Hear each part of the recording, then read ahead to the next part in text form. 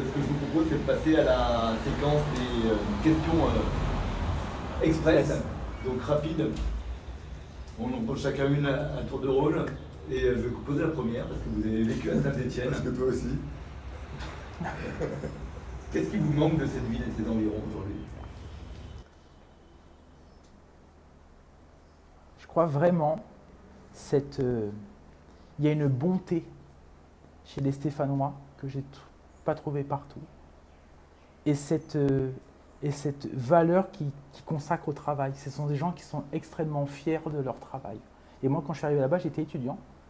Et j'ai appris justement, ça veut dire quoi, le travail bien fait. Et c'est par le travail bien fait qu'ils ont retrouvé de la dignité. Moi, c'est vraiment ça. Je pense qu'il y a cette... Moi, demain, si j'arriverais à faire un partenariat avec cette ville, avec cette commune de Saint-Étienne, moi, je le ferais. Parce que c'est des gens qui sont extrêmement bons, vraiment. Pouvez-vous citer 3 noms de personnes qui sont des modèles pour vous? J'ai Sœur Emmanuelle, que je l'avais cité tout à l'heure, le pape François, notamment pour la préoccupation qu'il a eue sur ce qu'on appelle les minuscules, et la générosité et la bonté en fait, que l'on doit donner aux gens qui ne sont pas visibles.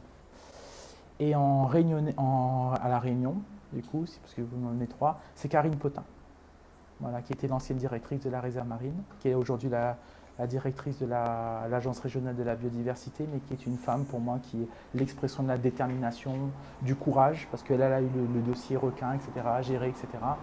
Et aujourd'hui, c'est devenu une amie, mais c'est vraiment un modèle en fait de réussite réunionnaise. Il faudra lui dire de regarder l'interview. Très bien. Si Saint-Denis était un musée de l'horreur, quelle en serait la pièce maîtresse? Si Saint-Denis était un musée de l'horreur, la pièce maîtresse,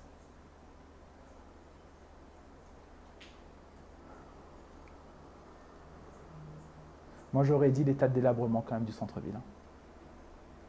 Et là, le manque de propreté, et qui du coup est peu attractif. Et on voit clairement aujourd'hui les commerçants qui sont en train de fermer les uns après les autres.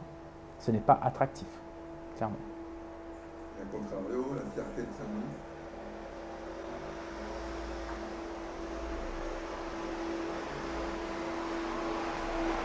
Je laisse passer. Moi, je dirais sa fierté, c'est la grande diversité des gens qui vivent à Saint-Denis. Moi, quand je rencontre des Kenyans, des Camerounais, des Sénégalais, des Mauriciens, des Malgaches, des Oreilles, moi, je dis ouais, je suis bien de vivre là, en fait. Je suis content de vivre là. Je suis content de vivre là. Combien gagne la maire de Saint-Denis? Maintenant ou plus tard? Maintenant. Les deux. Donc maintenant, je crois que c'est 5 900 €. Voilà. Et nous, demain, ce ne sera pas plus de 5 000, max. Merci Giovanni Payette. Merci bien. Merci.